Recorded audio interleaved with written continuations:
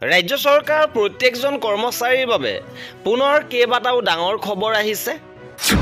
শেহতীয়াভাৱে প্ৰকাশিত কেইবাটাও গুৰুত্বপূৰ্ণ খবৰ আপোনালোকৰ বাবে লৈ আহিছোঁ, য'ত দৰমহা ডিএ বৃদ্ধিৰ লগতে পেঞ্চন সম্পৰ্কত গুৰুত্বপূৰ্ণ খবৰ আছে, পেঞ্চন সেৱাবিধিক লৈ গুৰুত্বপূৰ্ণ খবৰ আছে, বিশেষ টেট উত্তীৰ্ণলৈও গুৰুত্বপূৰ্ণ খবৰ আছে, শিক্ষক অনাশিক্ষক নিয়মীয়া ঠিকাভিত্তিক সকলো কৰ্মচাৰীৰ বাবে গুৰুত্বপূৰ্ণ খবৰ। সবিশেষ জানিবৰ বাবে ভিডিঅ'টো প্ৰথমৰ পৰা শেষলৈকে চাই থাকিব। জনাব বিচাৰিছোঁ আজি প্ৰথমটো গুৰুত্বপূৰ্ণ খবৰ। অসম পেঞ্চন সেৱাবিধিৰ অধীনত পেঞ্চন প্ৰদানৰ বাবে দাবী উত্থাপন হৈছে। অৱসৰপ্ৰাপ্ত কৰ্মৰত প্ৰাদেশিকৃত শিক্ষক কৰ্মচাৰীক আৰ্থিক সুৰক্ষা প্ৰদানত ব্যৰ্থ চৰকাৰ। বৰ্ধিত কাৰ্যনিৰ্বাহক সভাত হাইস্কুলৰ অৱসৰপ্ৰাপ্ত শিক্ষক সন্থাই ক্ষোভ প্ৰকাশ কৰিছে। 2013 চনত পদ প্ৰাদেশিকৰণ কৰা বিদ্যালয়সমূহৰ পৰা ইতিমধ্যে অৱসৰ গ্ৰহণ কৰা শিক্ষক কৰ্মচাৰীসকলক 50% পেঞ্চন প্ৰদান কৰাৰ বাবে অসম হাইস্কুল অৱসৰপ্ৰাপ্ত শিক্ষক কৰ্মচাৰী সংস্থাই অসম চৰকাৰক দাবী জনাইছে। অসম হাইস্কুল অৱসৰপ্ৰাপ্ত শিক্ষক সংস্থাৰ সভাপতি প্ৰবীণ শইকীয়া আৰু সম্পাদক অনন্তৰাম নাথে সংবাদ মাধ্যমলৈ দিয়া এক বিবৃতিত এই সিদ্ধান্তৰ কথা জনাইছে।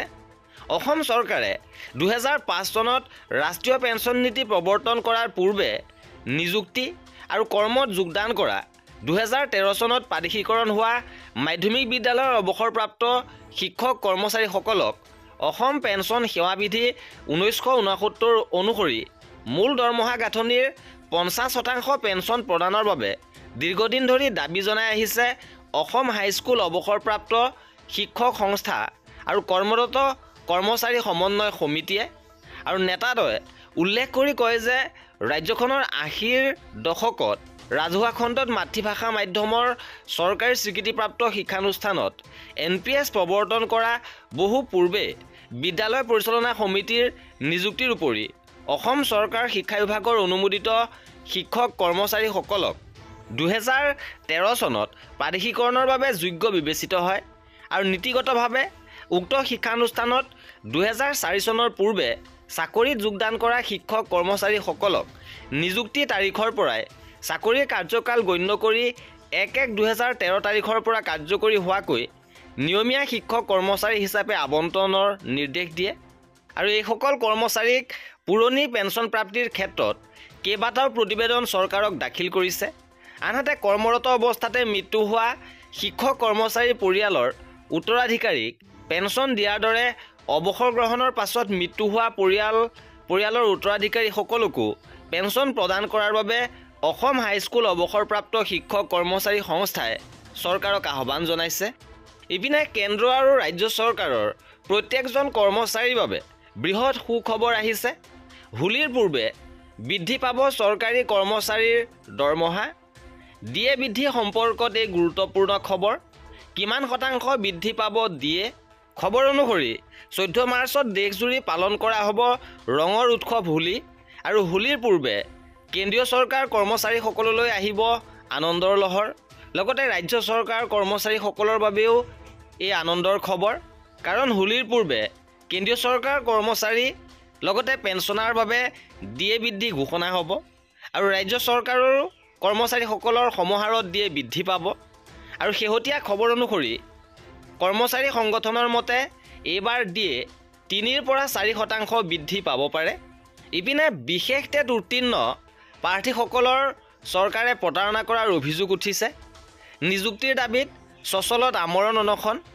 সদৌ অসম বিশেষ টেট উত্তীৰ্ণ সন্থাৰ উদ্যোগত বিশেষ টেট উত্তীৰ্ণ প্ৰাৰ্থীসকলে গ্ৰহণ কৰা আমৰণ অনশন কাৰ্যসূচী চৰ্চালৈ আহিছে যে কেইবাগৰাকীও প্ৰাৰ্থী শাৰীৰিকভাৱে অসুস্থ হৈ চিকিৎসাধীন হৈছে আৰু এতিয়ালৈকে চৰকাৰৰ ফালৰ পৰা কোনো সেউজ সংকেত নোপোৱাত নিজৰ সিদ্ধান্তত অটল হৈ আছে বিশেষ টেট উত্তীৰ্ণ সন্থাৰ নেতৃত্বই জনোৱা মতে অসমত সৰ্বশিক্ষা মিছনৰ অধীনত 6 পৰা 14 বছৰ বয়সৰ শিশুসকলক প্ৰাথমিক শিক্ষা বাধ্যতামূলক কৰাৰ লক্ষ্যৰে আৰম্ভ কৰা সংযোগী শিক্ষা কেন্দ্ৰ, জ্যোতি কেন্দ্ৰ, আৱাসিক মাদ্ৰাছা, প্ৰাথমিক বিদ্যালয়ত সংযোগী শিক্ষাকৰ্মী এক শৈক্ষিক স্বেচ্ছাসেৱক IED ভলেণ্টিয়াৰ হিচাপে সেৱা আগবঢ়াই কৰ্মজীৱনৰ আধাকাল অতিবাহিত কৰা লোকসকলৰ দাবী ধাৰাবাহিক গণতান্ত্ৰিক আন্দোলনত পতিয়ন গৈ বিজেপি নেতৃত্বাধীন অসম চৰকাৰে বিভাগীয়ভাৱে কঠোৰ তদন্তৰ